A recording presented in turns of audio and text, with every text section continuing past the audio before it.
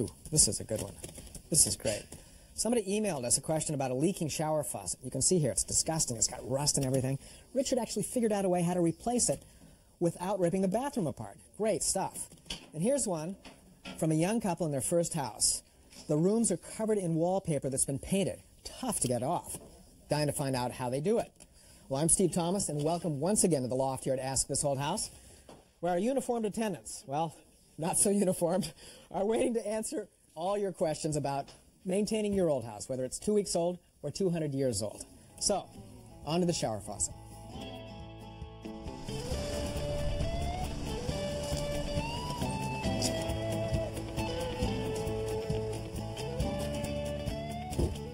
Well, this little gem of a house is a bungalow. It's nestled among some pretty new houses over across the street, but it's older than it looks, 1850.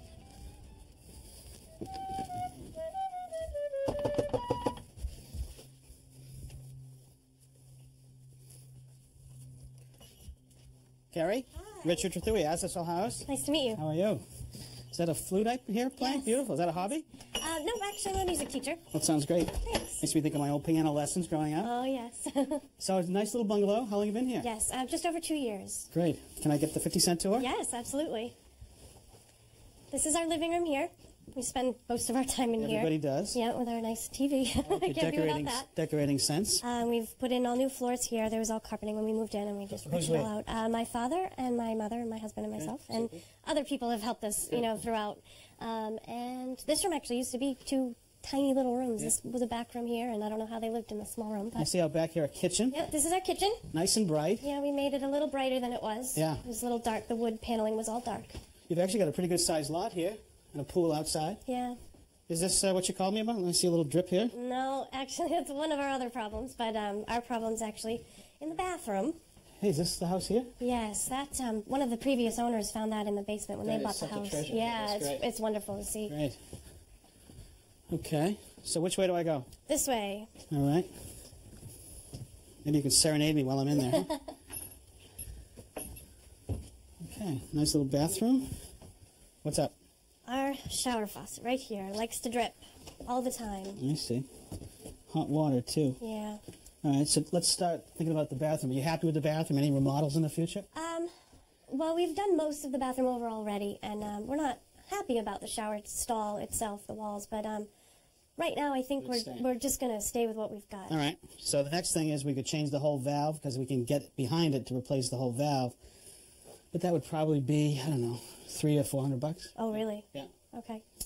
The other choice is to try and repair this. I mean, it's a valve that we don't see a lot around here. So in order to repair it, I'm not going to have those kind of parts on the truck. But what we could do is turn the water off and try to take it apart carefully and see if the local supply house has the parts. That sounds like the best fix. Okay, let's start there. It starts by turning off the water. Okay. I'll run downstairs. All right. With a house this old, I've got to be pretty careful. I don't break a pipe when I'm wrenching around down here. So as they say in medicine, first, do no harm. So, here's the main supply. There's a meter. So this is the shutoff right here. Turn it to the right very carefully.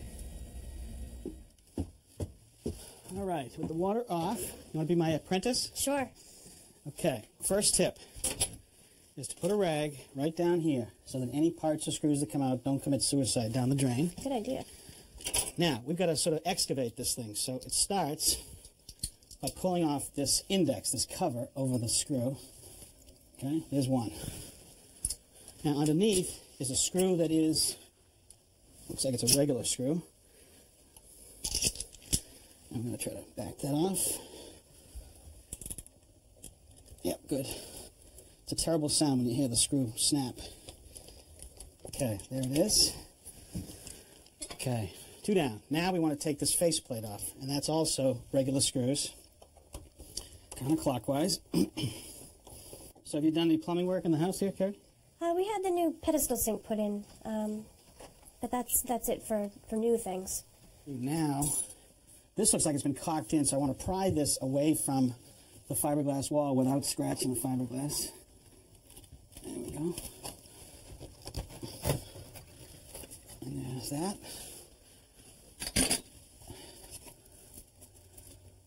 Ooh, this looks like an interesting installation. They never even opened up the fiberglass enough for me to get in there. So in order to repair this, I'm going to have to cut open this fiberglass. Time for a new tool. Okay, Carrie, just plug me in. And this is a cutting drill. All set.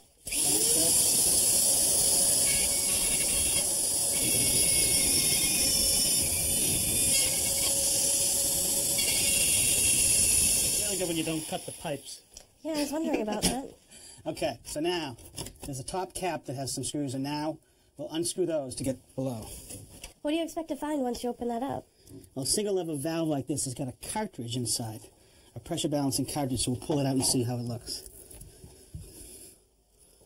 Okay, we're definitely going to have to go to the parts supply place for all the soft parts. This gasket's gone. Even these two little O-rings in there have to be changed. I think we got to take a trip. All right. Nice stuff, huh? Very nice. You sure I can't convince you to do a new shower valve? Are you paying? No, I'm not. But when you do get to going about remodeling, this is the place you're going to come to sort of get some good ideas. Yeah, lots of great ideas. A little bit of everything. Kitchen sinks. All right, parts department's back here. In there? Yeah, trade customers only. Come on, I have the gold card. All right. Hey, Jason. Hey, Rich. How are you? Good. How's it going? I brought my apprentice, Kerry.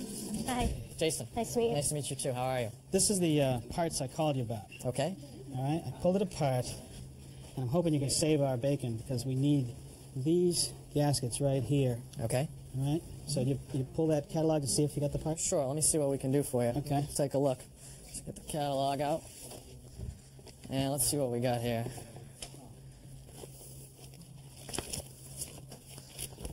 Yeah, it's a single lever shower I valve. think it looks like this style over here. Yep. Let's see if we got any cut sheets on here. And, all right, so let me see if I've got any rebuild kits that we might be able to, Yeah, to fix this with. Yeah, there's the gaskets you're looking for. Great. All right, great. Let's take a look. Oh, we show us luck, Kerry. If we don't, we're going to leave the water off. Since this is such an old faucet, is it possible that they won't be able to find the parts? I mean, there's a chance, but, you know, they got tons of parts here, and if they don't, they can order them. Hey, how we doing, Jace? We're doing good, Rich. I'm going to bring over all the items that I've got for that to Okay. rebuild it. Ooh, you might have gotten lucky. Great. That looks like the right one's in there. Good. That'll work. Excellent. How about this All right. O-ring for over here? Ooh, awesome. So that'll replace that right there. Good. All right, so what do you think the kit's going to be worth? Something like that? I'd say something like that, about $15 or so. Well, you saved us big time. Glad we could help. Put on my tab. All right, you got it. Now, what would happen if I actually came in here without you? Why, do you think you got special treatment there? No. I mean, they want you to feel comfortable here. They're in the service business. So come on back sometime I will. when you do your kitchen faucet. Well, Kerry, we got lucky that they had the parts that we needed. I got one more of these to put in here. I don't want to drop it down inside the wall. There's one, two. Now, I got this O-ring. Has to go back on here as a replacement part. And now, set this in place. It lines up right there. What do you think made the parts corrode like that? Well, it's usually the hot side that goes. I mean, it could have been a little bit of grit or sand, you know. And water can be aggressive, too, on these parts, both metal and plastic. Okay, Kerry, how's it doing? All right, seems to be working. Good. Give it a few more tries. Great. All right, so let me just jump in there and put the final finished plate on. I think we're in business. We did get lucky. All right, so we popped in the index. Give that a try, Kerry. Let's be sure we got it. Turn it on. Okay, turn on. Now, there's always going to be some water that's in the pipe between here and the spout, so it'll drip for a second, but then it should stop once that water's gone. Yeah. I think we got it. Yeah, great. Wow, that's a huge help. Thanks Not so bad, much. huh? I think I might have to give you some music lessons in return. Okay, great. I will go get my saxophone. All right, good. And now, it's time for What Is It? All right, guys, any guesses on this? A little white plastic ball? I already know what that is. You do not. I spotted it right away. Richard, when's the last time you were on a golf course? Me? Probably late 80s, early 90s. Well, you wouldn't know then that they're using less pesticides, less fertilizer, non-invasive rubber spikes. Yeah. And this is new. This is a non-invasive tee.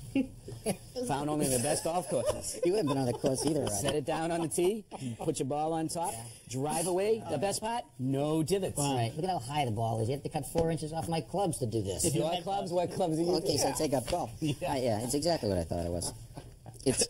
It's at night, you know, when a light bulb burns out, it's still hot. You just go over and you grab it. It'll burn your fingers.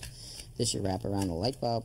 and you just unscrew Oh, that it. thing. But you are stretching for Yeah. this one, Tom. That fits That's a like left on stretch. it. Beautiful. Isn't it going to melt? It's disposable. You just throw it away. disposable, remove Use that. it once. Throw it away with the light bulb. It's obvious to me you guys don't carry your lunch to work in a lunch pail. Yeah, yours is probably silk, Steven.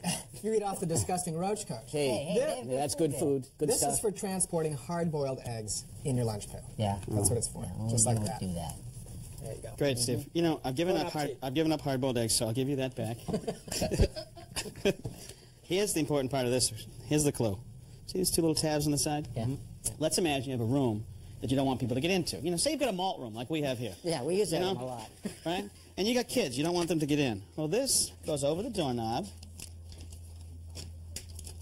And it's, with the two little buttons, if you want to open the door, you can. But when the kids try to do it, they can't. It's a child-proof lock for a doorknob. And they can never figure it out. Teenagers get it after a while. You're having trouble with it. Yeah, I can't get it off. I'll be back.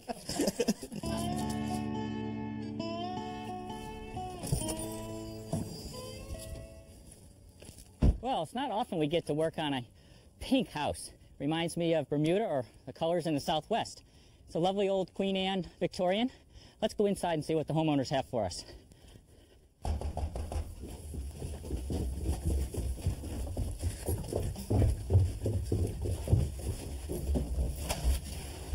Hi, Hi, I'm Jim Clark from Astor's Old House. Jim. Nice to meet you. Kathleen O'Connor. Hi, Kathleen. This is my husband, Kevin. Kevin. Nice to meet you. Nice to see you. Thanks for coming.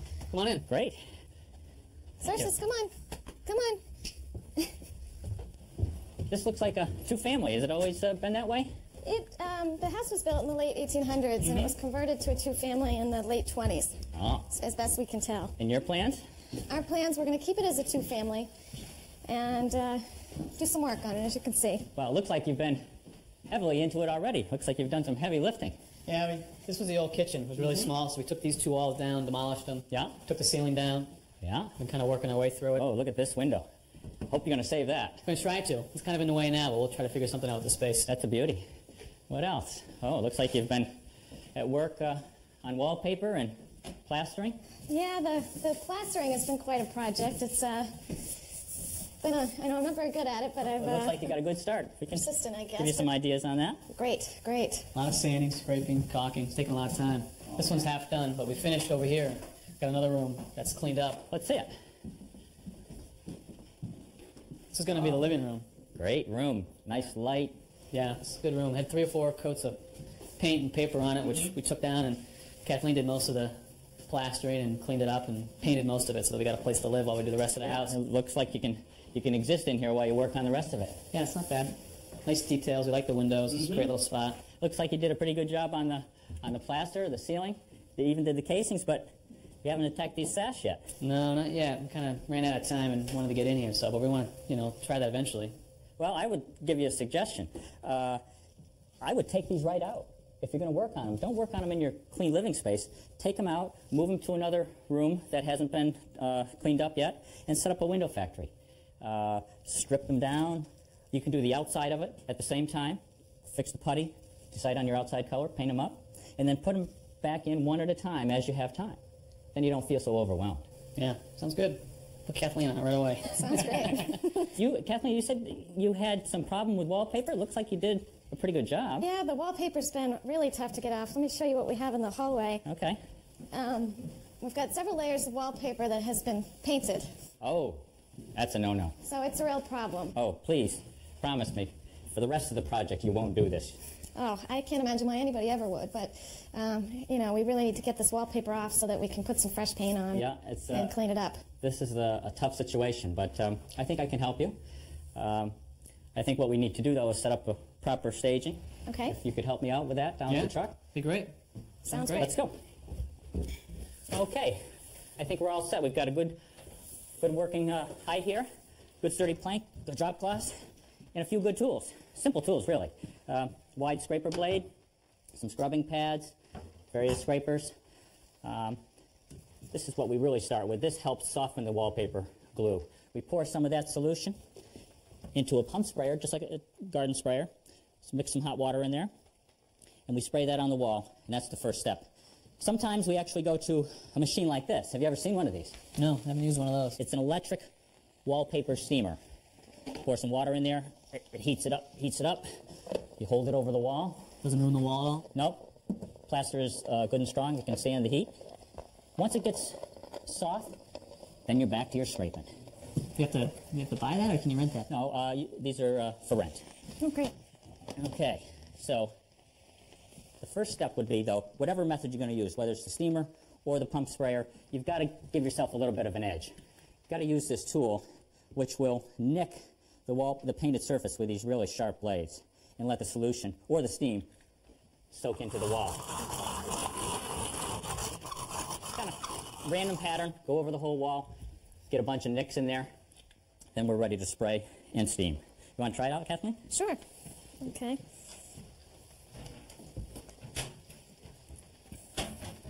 Cover as much territory as you can. Big random pattern, make sure you get the edges and corners. And then we'll start some spraying.